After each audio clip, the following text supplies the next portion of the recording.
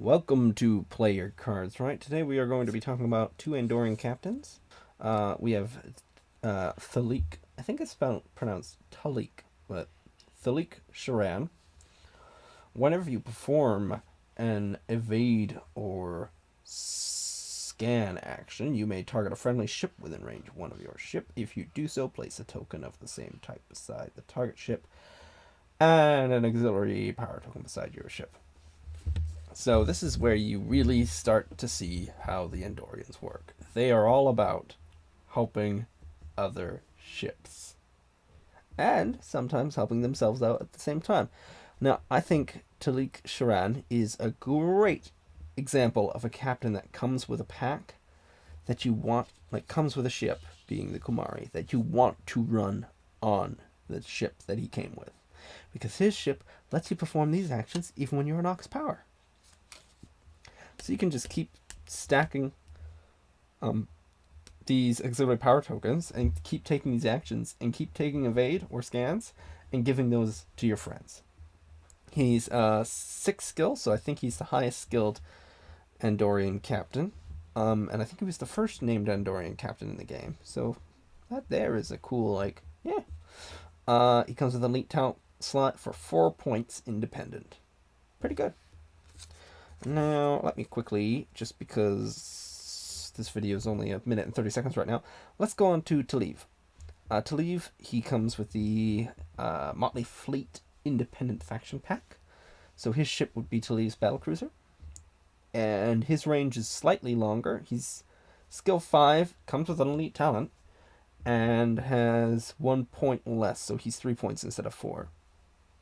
He counts as an Andorian captain. So that has to do with the Andorian Imperial card elite talent. But when this ship spends an evade or battle stations token, target a friendly ship. Place a token of the same type beside that target ship. So guess what? Imagine you're flying the Kumari with Sharan, and you're flying Taliv on Taliv's battlecruiser. Sharan, well, Taliv takes his action. Let's say it's battle stations. He takes battle stations. Then Sharan takes evade and gives an evade to Taliv. Taliv gets shot at. He now gives an evade back to Sharan. So now Sharan's got 2 evades, and he's on Ox Power. But as long as when Taliv shoots, he'll be giving Sharan a battle stations if he spends it. So these two just keep bouncing tokens back and forth between each other, playing a little game there. And I think that's really cool. The other Andorian captain I happen to own is a generic. All I can say about him is he looks handsome, but that's about it. I guess we'll take a look at Andorian Imperial Guard, just because that's kind of related to the captains, although it's heavily related to the weapons. I love using this upgrade with the weapons. This may only be equipped to Talik Sharan or an Andorian captain when attacking with an independent secondary weapon. Place 2 time tokens on this card. This ship rolls additional attack dice equal to the number of time tokens on that independent weapon upgrade being used. That's really cool. I love using this with what's the card? Advanced weaponry, because it's a 5 dice attack. So you can bump the 5 dice attack up into a 8 dice attack because it requires 3 time tokens. There's another quick firing weapon that the Andorians have called the particle cannon, and that uses 2 time tokens.